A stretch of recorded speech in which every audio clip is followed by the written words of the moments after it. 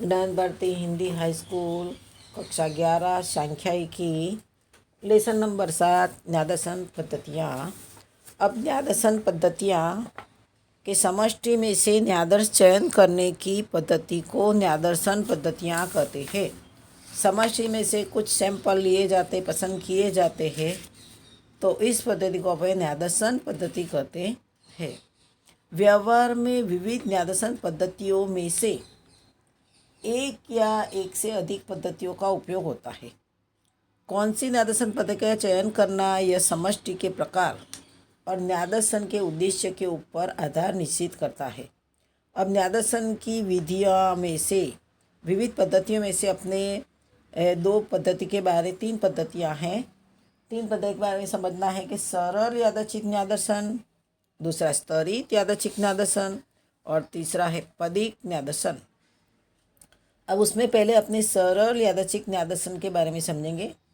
तो उसका अर्थ क्या है कि न्यादर्शन के जो उद्देश्य के अनुसार इस पद्धति में समष्टि को विविध अवलोकनों का एक समूह स्वरूप लिया जाता है। समष्टि के अवलोकनों के एक समूह लिया जाता है जिस न्यादर्शन में सभी इकाइयों का चयन निरपेक्ष रूप से होता है, जिससे समष्टि के प्रत्येक इकाई को न्यादर्शन में चयन होने के समान मौके दिए जाते हैं, जिसे सरल यादृच्छिक न्यादर्श कहते हैं। यानी अपने जब समष्टि की इकाई का ध्यान करेंगे, समष्टि के अंदर के प्रत्येक इकाइयों का अपने ध्यान में लिया जाता है।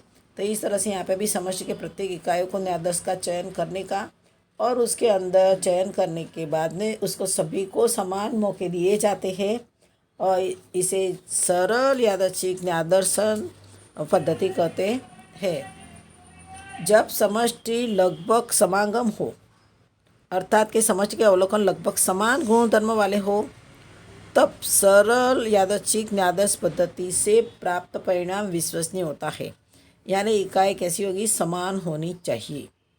यदि समष्टि में से एक के बाद एक इकाई का चयन किया जाए एवं किसी भी इकाई का चयन करने से पूर्व पहले चयन की गई इकाई समष्टि में वापस रखा जाए तो ऐसे न्यादर्श की पूर्ति सहित का सरल यादृच्छिक न्यादर्श कहते हैं।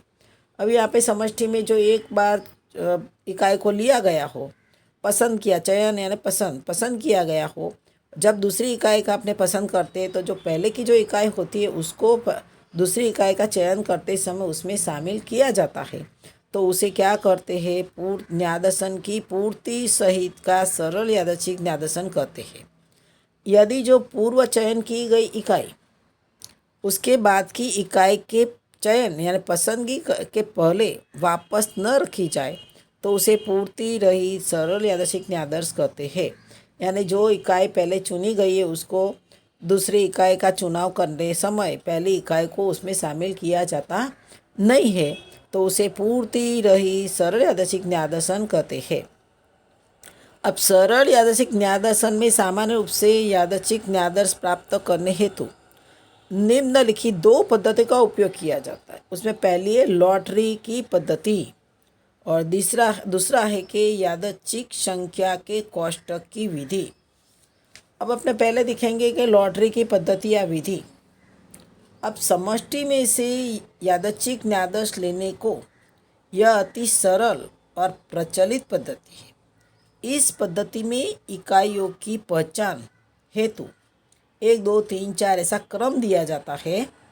प्रत्येक क्रम को छोटी छोटी एक समान चिट्ठियाँ बनाई जाती है। एक समान चिट्ठी अर्थात रंग, कद और आकार में समान, जिससे चिट्ठी के चयन में किसी भी प्रकार का पक्षपात या पूर्वग्रह नहीं रहता है। सभी चिट्ठियों को मोड़कर एक बर्तन के डब्बे में रखा जाता है। जितनी इकाइयों का न्यादर्शन लेना हो उतनी चौपरती गई चिट्ठियों को बर्तन या डब्बे में यादृच्छिक रूप से निकाला जाता है। निकाली गई चिट्ठियों में से जो क्रम लिखा गया हो, इस क्रम की इकाइयाँ समष्टि में से चयन की जाती है। इस प्रकार से मिलने वाले न्यादर्शन को सरल यादृच्छिक न्यादर्शन कहते हैं।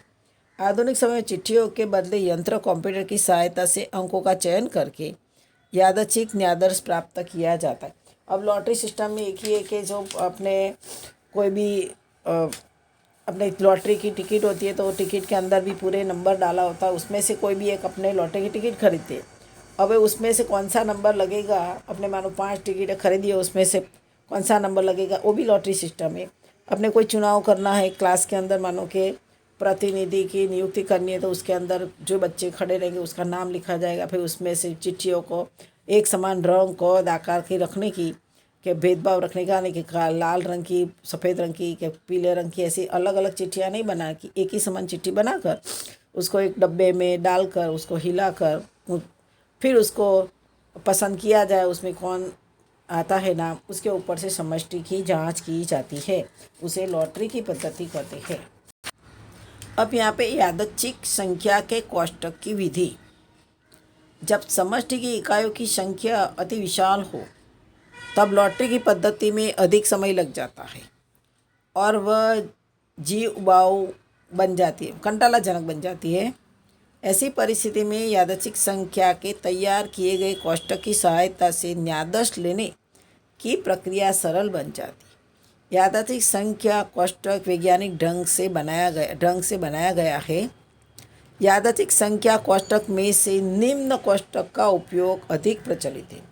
अब उसमें LHC टिपेट का यादृच्छिक संख्या कोष्ठक, और दूसरा है फिशर और एट का यादृच्छिक संख्या कोष्ठक, और तीसरा है अमेरिका की रैंडम कॉर्पोरेशन द्वारा तैयार किया गया यादृच्छिक संख्या कोष्ठक।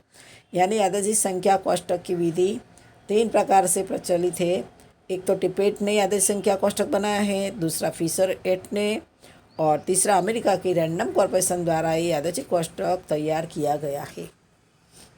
जब यादृच्छिक कोष्ठक लेने हो तब यादृच्छिक संख्या कोष्ठक की पुस्तिका का कोई भी एक पृष्ठ यादृच्छिक रूप से खोला जाता है तथा उसमें से किसी भी पंक्ति या स्तंभ का चुनाव यादृच्छिक रूप से किया जाता है। चयन हुए पंक्ति या स्तंभ से प्रारंभ करके जो यादृच्छिक संख्या मिले उस क्रम की इकाई समष्टि के आकारानुसार चयन करके यादृच्छिक न्यादर्श लिया जाता है। अब यहाँ पे दिया गया है यादृच्छिक न्यादर्श प्राप्त करने तो टिपेट के कोष्ठक अधिक प्रचलित है। तो यादृच्छिक न्यादर्श लेने के उदाहरण है तो हम टिपेट के कोष्ठक का उपयोग करेंगे। अब टिपेट के कोष्ठक का एक हिस्सा उदाहरण के स्वरूप में है। इसमें यहाँ पे लिखा गया 1 2 3 4, और इसमें एक से लेके तुमको 15 नंबर दिए गए हैं।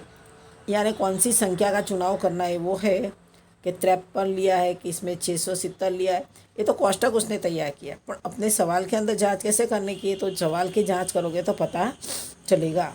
जो उदाहरण नंबर 1 से अपने समझेंगे कि एक पाठशाला की कक्षा 10वीं के विद्यार्थियों की बुद्धि अंक जांच करने हेतु कक्षा के कुल 70 विद्यार्थी की समष्टि में से 10 विद्यार्थियों का एक यादृच्छिक कोष्ठक पूर्ति रहित प्रकार से प्राप्त कीजिए। अब यहाँ पे सर्वप्रथम कक्षा 10वीं की सभी विद्यार्थियों को 1 से 70 तक का क्रम दिया जाएगा। अब उसमें समष्टि का आकार हो तो उसको बड़े अंक से दर्शाने का, जो 70 है 70 विद्यार्थियों की, और उसमें से 2 अंकों की संख्या है, 70 2 अंक की संख्या है। अब यादृच्छिक संख्या के प्रथम 2 अंकों ध्यान में लेंगे तो हम यादृच्छिक संख्या कोष्ठक पुस्तिका में किसी भी पन्ने का यादृच्छिक रूप से चयन करके इस पृष्ठ में से किसी भी पंक्ति या स्तंभ को यादृच्छिक रूप से चयन करके न्यादर्शन प्राप्त करेंगे। परंतु यहाँ हम पूर्व दिए गए यादृच्छिक कोष्ठक के प्रतिकृति का उपयोग करेंगे। यानी कि पूर्ति रहित है, एक बार लिया तो दूसरी बार उसको लेना नहीं, अपने यहाँ कोष्ठक बनाया है। देखो अब यहाँ देखो कि पहले तुम्हारे पास में यहाँ एक माना कि हम प्रतिकृति के कोष्ठक की तीसरी पंक्ति का प्रारंभ क्रम में बारी बारी से पंक्ति देखकर यादृच्छिक न्यादर्श प्राप्त करें तो वह प्रतिकृति यादृच्छिक संख्याओं का मात्र प्रथम 2 अंकों को ध्यान में लेने तो इस प्रतिकृति का कोष्ठक निम्न अनुसार बनेगा। अपने कोष्ठक बनेगा पहले तो 4 5 6 7 8 9 10, क्योंकि यहाँ पे अपने 2 अंकों की संख्या ही लेने की है। अपने पहले 99 34 25 33 लिया है, तो अपने इसमें कितना ढूंढने का है। समष्टि का आकार 70 है। अब 70 में बड़ी संख्या की अवगणना करने की, बड़ी संख्या को लेने की नहीं। तो 70 से जो छोटी संख्या उसको अपने चयन करेंगे। तो पहले में क्या है कि अपने 99 को लेंगे नहीं, 34 को लेंगे, 25 को लेंगे और 33 को लिया जाएगा। और ऊपर का कोष्टक 4 में दिया है तो उसमें 42 को अपने लेंगे क्योंकि 70 से कम है। 98 को नहीं लेंगे, 56 को लेंगे और 78 को भी लेंगे नहीं। इस तरह से 5 नंबर में जो कोष्टक में दिया है तो 27 को अपने लेंगे, 15 को भी लेंगे, 49 को भी लेंगे और 07 को भी चयन करेंगे। अब 6 में 81 को नहीं लेंगे, 31 को लेंगे, 58 को लेंगे, 88 को लेना का नहीं, यानी 70 से बड़ी संख्या का अवगणना करने की। अब उसमें 7 नंबर में देखेंगे तो 19 को लेंगे, 22 को लेंगे। अब यहाँ 42 देखो, 42 आया है पर लेकिन पहले उसका समावेश हो गया है, इसलिए अपने पूर्ति रहित बोला है तो उसको 42 को अपने पसंद करने का नहीं। 8 नंबर में 39 को लेंगे, 37 को लेंगे और 69 को भी लेंगे। अब 9 नंबर में जो दिया है, 9 नंबर में अपने 42 पहले आ गया इसलिए नहीं लेंगे, 59 नहीं आया इसको लेंगे और 44 को लेंगे। 69 आ गया पहले इसलिए उसका समावेश करना नहीं है। अब 10 नंबर में क्या करेंगे, 66 और 43, 34 आ गया है इसलिए उसको लेंगे नहीं। अब 11 में क्या है कि 17, 3, 18 और 23 सभी को ले लेगा। 12 में 28, 50, 66 और 48, तो 28 को लेंगे, 50 को लेंगे और 66 आ चुका है इसलिए नहीं लेंगे और 48 को लेंगे। अब 13 में क्या आएगा, 53 आएगा, 30 आएगा, 11 आएगा, 8 आएगा। 14 में अपने एक भी संख्या नहीं लेंगे क्योंकि 28 भी आ गया, 25 भी आ गया, 15 भी आ गया, 78 को लेना नहीं है। 15 के अंदर 64, 14, 36 और 32 सभी का समावेश किया। अब इसे सवाल दिया हो तो अपने जो विद्यार्थी है उसमें दिया है कि 70% से अधिक विद्यार्थियों का क्रम 1 से 70 का क्रम है, उसमें से अपने 70 से अधिक बड़ी संख्या की अवगणना करनी पड़ती है और पूर्ति रहित है, यानी कि जो संख्या पहले आ गई उसको वापिस शामिल करने का नहीं।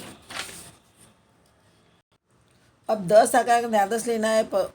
उपरोक्त संख्याओं में से प्रथम 10 संख्याओं का चयन करके चुनी गई यादृच्छिक संख्याएं क्रमशः देंगे। तो अपने 10 संख्या का चुनाव कर देंगे, 34, 25, 33, 42, 56, 27, 15, 49, 7, 31, यानी कितनी संख्या का आपने चयन किया, 10 संख्या का चुनाव करना है तो चुनाव किया, यानी कि उस प्रकार उपरोक्त क्रम वाले विद्यार्थियों का चयन करके 10 विद्यार्थियों का एक यादृच्छिक न्यादस बुद्धि अंक की जांच हेतु प्राप्त होगा।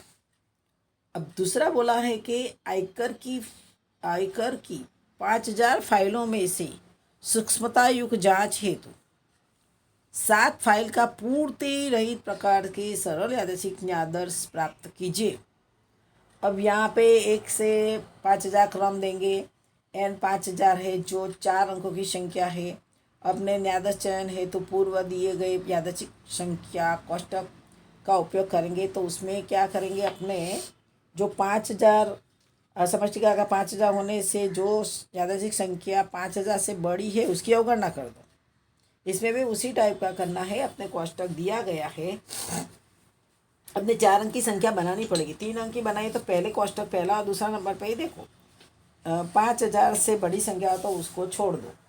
अपने पहले में देखेंगे 053 और 2 लिया तो 0532, इसके उसका समावेश करेंगे।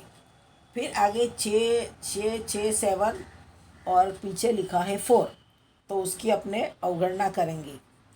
फिर इसकी भी 9923 એટલે 9923 हो जाता है, उसको नहीं लेंगे। 4289 उसको अपने समावेश करेंगे क्यों 5000 से कम है। फिर 2781 उसको भी समावेश करेंगे। 6 नंबर है कि 8193 उसको नहीं लेंगे। 7 को लेंगे क्योंकि 1952 क्योंकि ये 5000 से कम है। दूसरी 3,903, उसको भी समावेश करेंगे। फिर 4,205 समावेश करेंगे। 6 वाले को 6,644 नहीं लेंगे। 1,710 समावेश करेंगे।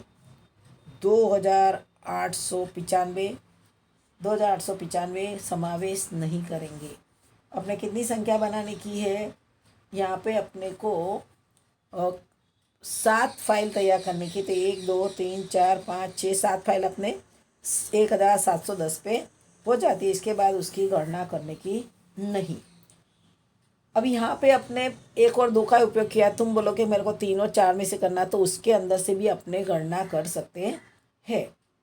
पर अपने 5,000 से बड़ी हो उसकी अवगणना कर देने की, और जो संख्या पहले चुनी गई उसको वापस लेने का नहीं। 3 संख्या वाला यादृच्छिक कोष्ठक अपने तैयार किया है। तो अपने आंसर में लिख देने का कि जो 10 अपने 7 संख्या फाइलों के लिए कि 0,532, फिर 4,289, 2,781, 1,952, 3,903, 4,205, 1,710 या सूक्ष्मता युक्त जांच हेतु उपरोक्त क्रम को 7 आयकर की फाइल नादर्स में चुनी जाएगी। अब यादृच्छिक संख्या कोष्ठक में से प्राप्त क्रमिक 2 अंकों वाली निम्न 15 यादृच्छिक संख्याओं का उपयोग करके 50 इकाई की एक समष्टि से 5 आकार का न्यादर्श पूर्ति सहित और पूर्ति रहित प्रकार से तैयार करना है। अपने पास में संख्या लिखी हुई है 62, 25, 6, 60, 95, 50, 55, 98, 11, 71, 25, 20, 45, 89, 27, 40। अब समष्टि 50 है, 1 से 50 क्रम देंगे तो बड़ा एन समष्टि एन बड़ा 50 होने से 50 से बड़ी यादृच्छिक संख्याओं की अवगणना कर देने की। 50 से अधिक संख्याओं को लेने का नहीं। अपने पहले देखो 50 से अधिक संख्याओं को छोड़ दो। 62 नहीं आएगा, 25 आएगा, 6 आएगा, फिर 60 नहीं आएगा, 95 नहीं आएगा, 55 नहीं आएगा, 98 नहीं आएगा, 11 आएगा, 71 भी नहीं आएगा, 25 आएगा, 20 आएगा, 45 आएगा और 27 और 40 आएगा। ये अपने यादृच्छिक संख्या मिलेगी। अब अपने पहले पूर्ति सहित प्रकार का नादर्श पुनरावर्तित होने वाली यादृच्छिक संख्याओं की अवगणना करने के बाद ऐसी संख्या ध्यान में लेंगे कि जो n 5n होने से 5 पूर्ति सहित संख्या ध्यान में लेंगे। तो 5 संख्या लेंगे तो 25, 6, 11, 25 और 20 ये पूर्ति सहित। फिर आगे न्यादर्श में तो 25, 6, 11, 25 और 20 उसको समुच्चय में लिख दिया है पूर्ति सहित प्रकार से। अब पूर्ति रहित प्रकार से अपने 5 न्यादर्श लेने का, अपने पहले से ही वो चुनने की। 25 लेंगे, 6 लेंगे, 11 लेंगे और 25 वापस आ गया तो उसको लेंगे नहीं, फिर 20 लेंगे और फिर 45। यानी पूर्ति रहित के अंदर एक ही चीज़ ध्यान रखने की है कि जो संख्या का पुनरावर्तन होता हो उसको ध्यान में लेने का नहीं। यानी 25 का पुनरावर्तन होने के कारण उसे दोबारा ध्यान में नहीं लिया जाता है। जिसको दोबारा ध्यान में नहीं लिया जाता उसे क्या कहते? पूर्ति रहित न्यादर्शन पद्धति कहते हैं। अब यहाँ पे सरल यादृच्छिक न्यादर्श पद्धति के गुण और दोष दिए हैं। तो उसमें गुण में क्या है कि समष्टि के प्रत्येक इकाई को चुने जाने का समान मौका मिलता है, प्रत्येक इकाई को ध्यान में लिया जाता है। अब न्यादर्श की पसंदगी में पूर्वग्रह या पक्षपात का कोई अवकाश नहीं रहता है क्योंकि सभी को ध्यान में लिया जाता है इसलिए। दूसरा कि यादृच्छिक न्यादर्श पद्धति का योग्य प्रतिनिधित्व करे उसकी संभावना अधिक रहती है। यानी न्यादर्श का आकार बढ़ता है वैसे वैसे न्यादर्श समष्टि का योग्य प्रतिनिधित्व करता है। कम खर्च कम समय में समष्टि के लक्षण विषयक विश्वसनीय सूचना की प्राप्ति होती है। उसके दोष में क्या है कि समष्टि के सभी इकाइयों की सूची आवश्यक है। यदि वह प्राप्य न हो तो इस पद्धति का उपयोग में नहीं ले सकते। यानी सभी इकाइयों की जांच करने का समय भी लग जाता है। यह आकार बड़ा हो जाता है तब चिट्ठियों बनाना अथवा समष्टि की इकाइयों को क्रम देना अत्यंत अरुचिकर बन जाता है और समय भी अधिक जाता है। न्यादर्श का आकार छोटा हो और समष्टि विसंगम हो तब न्यायाधीश समष्टि का योग्य प्रतिनिधित्व कर सकता नहीं है। आज जो चलाया वो उसको होमवर्क में लिखकर परिभाषा याद करने की है और इसमें तो समझने का है कि कितनी संख्या से कम जाना है। अपने उदाहरण नंबर जो 3 तक किया है और थियरी जो चलाई वो लिखकर चौपड़े में रख देना होमवर्क में।